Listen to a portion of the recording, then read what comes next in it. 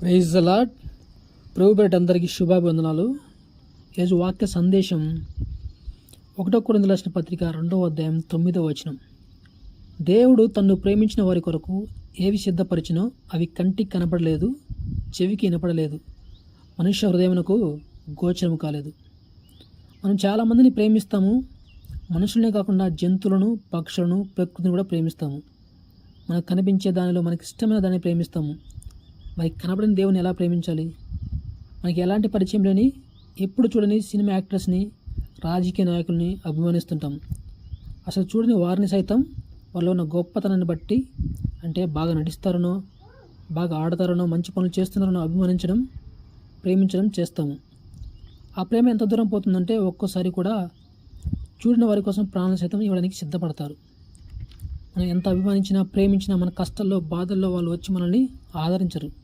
మన గురించి పట్టించుకుని వారిని ప్రేమించగలుగుతున్నామంటే అది కేవలం మన ఇష్టాలను బట్టి తప్ప బలవంత పెడితే ప్రేమించలేము.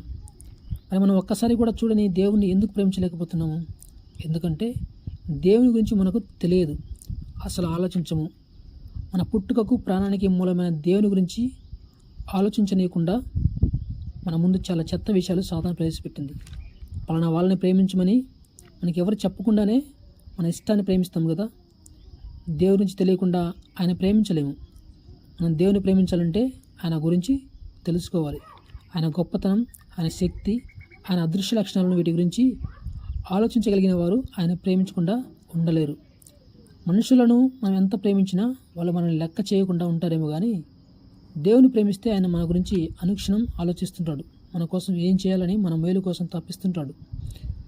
రోమిలకు రాసిన పత్రిక 8వ అధ్యాయం 2వ వచనంలో, దేవుని ప్రేమించు వారికి, అనగా ఆయన సంకల్పం చొప్పున పిలువబడిన వారికి మేలు కలుగుటకై సమస్తమును సమకూడి జరుగుతున్నవని వాక్యం సెలవిస్తుంది. ఈ భూమి మీద ఏ మంచి పని జరిగినా అది దేవుని ప్రేమించిన వారిని బట్టి వారి కోసమే జరుగుతుంది. దేవుని ప్రేమించే వారి కోసం చేయబడిన మేలుని దేవుని ప్రేమించిన వారు కూడా ఉపయోగించుకుంటారు.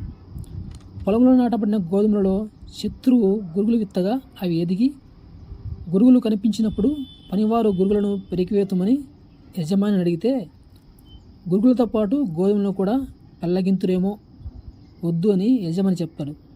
దేవుని ప్రేమించే వారి కోసం, ఆయన ప్రేమించిన వారిని కూడా బ్రతకనిస్తున్న దేవుడు ఆయన ప్రేమించే వారి కోసం ఏమైనా చేస్తాడు కదా.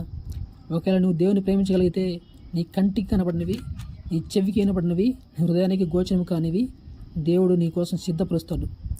నీ జీవితంలో నీ ఊహించని కార్యాలు చేయడానికి దేవుడు ఎప్పుడూ సిద్ధంగా ఉంటాడు. ప్రభువా, ఈ లోకంలో మేము జీవించినంత కాలము నువ్వు మా కొరకు సిద్ధపరిచిన పొందుకున్నట్లు నిన్ను ప్రేమించే మనసు మాకు దయచేయమని యేసయ్య నామమున అడుగుదాం. ఆ రీతికి మనము పొందుకుందాం. దేవుడు చిన్ని వాక్యాన్ని దీవించును గాక. ఆమేన్.